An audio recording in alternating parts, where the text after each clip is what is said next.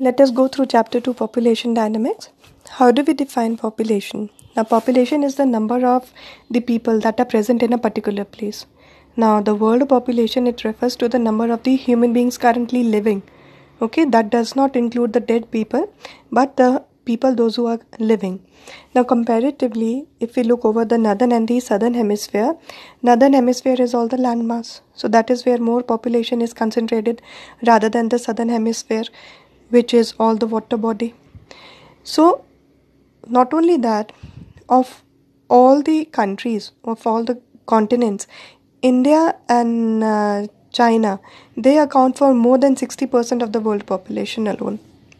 So then how do we define population dynamics? Now it is the branch of the life sciences that studies the size and age composition of population as dynamical system, and it includes the biological and environmental processes which drive them.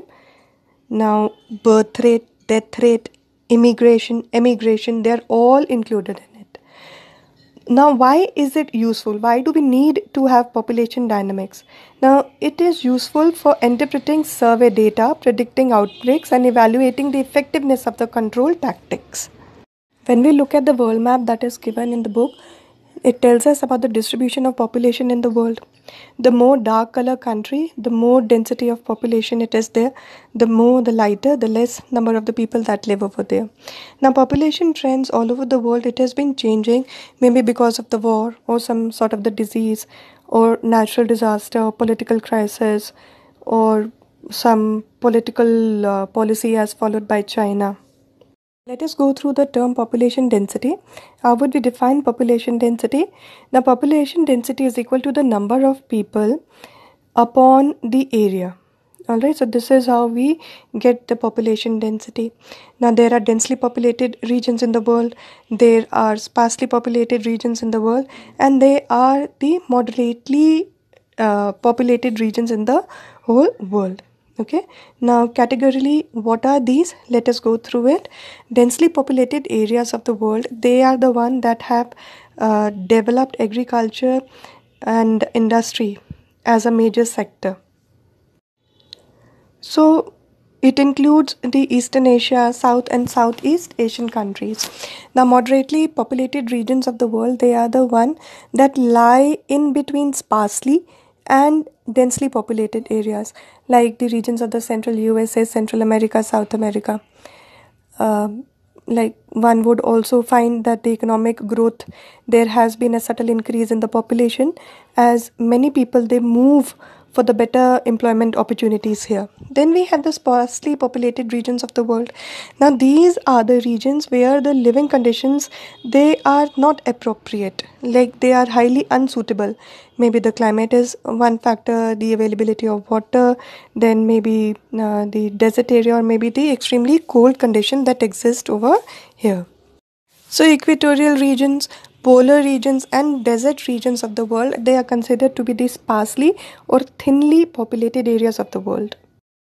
Let us now go through the factors affecting the distribution of the population. The first one, that is the physical factor. Now what is this? Topography.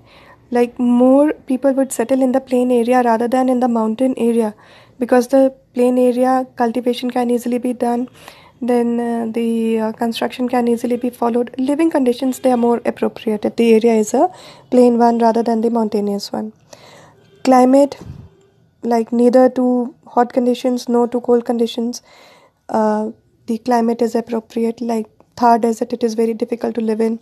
Then the North Himalayas is very difficult to live in. But the plain area, that is more appropriate in our country. Then we have the soil, fertile alluvial soil, that is good for the agriculture. Fertile alluvial soil, it increases the produce. So the river valley regions of the world, that is where the population is much concentrated. Availability of water is another factor. In dry desert area it would be less, but near the river basins it would be more. Then we have presence of the minerals, which increases the value of the region, because mineral rich region, they are densely populated, whether it is oil or whether it is iron.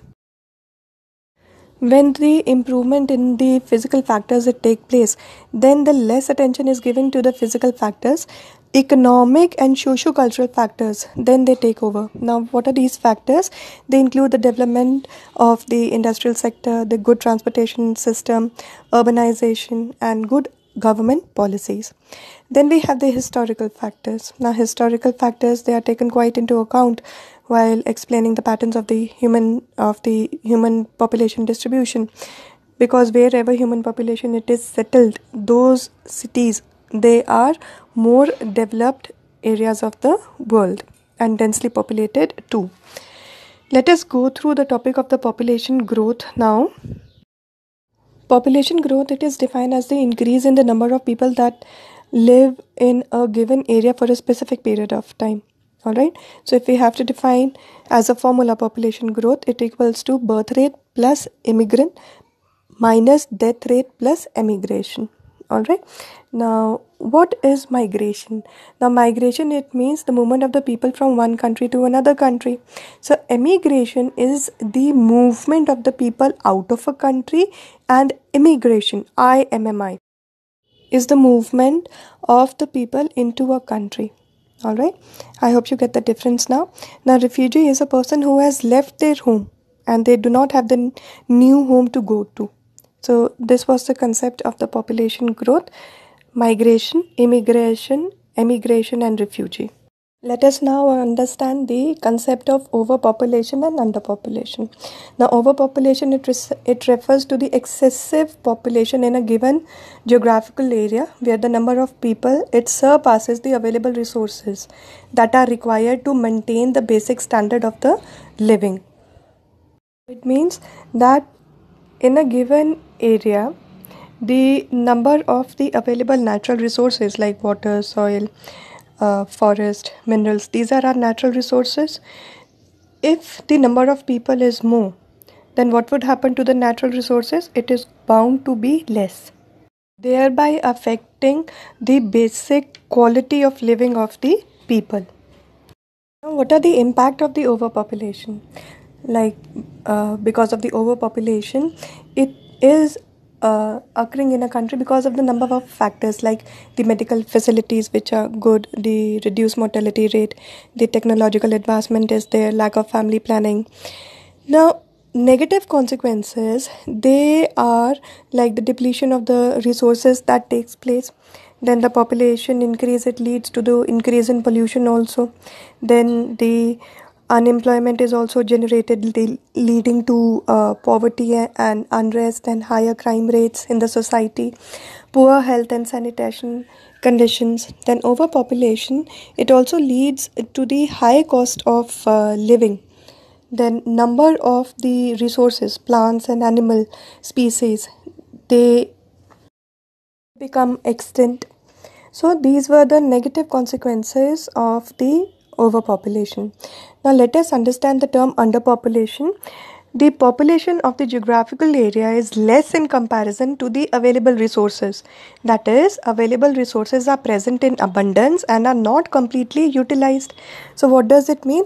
It means that in a country, in a specific geographical area, if the available resources, they are more and people are less, then it is known as the underpopulation. Like we have the bigger countries, Canada, then Romania, Iceland, they are the example of the countries that are underpopulated. Now, the only negative factor that is attached to them are the available number of the human resources. Alright, it is less, which leads to the shortage of the labor. Otherwise, the advantages of the underpopulation, they are many. Like there is no shortage of the natural resources, low pollution level is there, number of the job opportunities, no poverty, no unrest in the society, crime rate is also low. Then the basic living standard is maintained, the basic amenities such as water, electricity is given. Then the housing and sanitation is made easily available. So this is how the impact of the underpopulation is seen. Coming to the concept of the composition of population. Now, what is population made up of? Like it is made up of the age, it is made up of the sex. Now age, what age? Like children 0 to 14 years which are dependent, adults 15 to 64 years which are who are productive, and age population 65 years and above, which are highly dependent. Alright, now by sex ratio we mean that what is the number of the female and what is the number of the male in the society. Then we have the population pyramid. The elements of the age and sex, they are studied together in the form of the population pyramid. Now if this pyramid is in the triangular shape, it means that the population is growing at the consistent rate. Now if it takes the shape of a rectangle, then it means that the population is growing slowly and steadily. By rural and urban divide, we mean that what is the number of the population, the division of the population between the village area and between the urban or the city area, because both of them, they have the great importance. Their area, it differs, their lifestyle, it differs, their livelihood, it differs, their social conditions where they live, it also differs. Then the literacy level, it means that what is the number of the people, those who are able to read and write, because a certain amount of the literacy that is also required for the people to bring them out from the ignorance and backwardness. So it is essential for the economic development of the country, social advancement and the democratic growth of the country. And this was all about chapter population dynamics. I hope it is all clear to you.